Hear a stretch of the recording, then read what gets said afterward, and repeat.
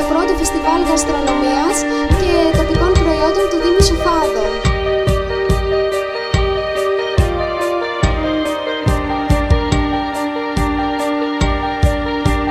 Με την παρουσία τους μας τιμούν ο Υπουργός Αγροτικής Ανάπτυξης και Τροφίμων, κύριος Κωνσταντίνος Τσιάρας, ο Βουλευτής Νέας Δημοκρατίας Νομού Καρδίτσας, κύριος Γιώργος Κοτσός, ο Βουλευτής Νέας Δημοκρατίας Νομού Καρδίτσας, κύριος Αριστοτέλης Πάνιας, ο Αντιπεριφερειάρχης Καρδίτσας, κύριος Κώστας Τέλειος, ο Γενικός Διευθυντής της Αναπτυξιακής Καρδίτσας, κύριος Βαγγέλης Αγγελαρίου, οι πρόεδροι τοπικών κοινοτήτων Δήμων Σοφάδων και εκπρόσωποι φορέων και συλλόγων, αντιδήμαρχοι και εντεταλμένοι σύμβουλοι Δήμου Σοφάδων, καθώς και οι πρόεδροι όλων των τοπικών κοινοτήτων.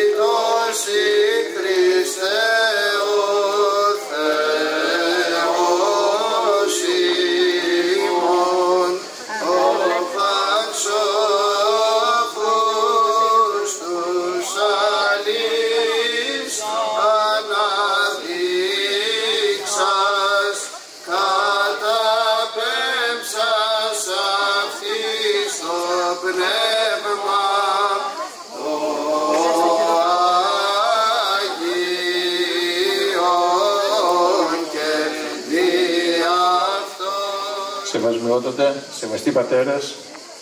αξιότιμε κύριοι Υπουργέ, κύριοι Βουλευτές, κύριοι Αντιπεριφερειάρχοι, κύριοι Αντιδήμαρχοι, κύριοι εντεταλμένοι σύμβουλοι και δημοτικοί σύμβουλοι, κύριοι Πρόεδροι κοινοτήτων, κυρίες και κύριοι, με μεγάλη χαρά και τιμή σας καλωσορίζω σήμερα στην επίσημη έναρξη της νέας λουτρικής περίοδου των Λουτρών Σμοκόβου και ταυτόχρονα στα εγγένεια του πρώτου φεστιβάλ γαστρονομίας και τοπικών προϊόντων του Δήμου Σοφάδων.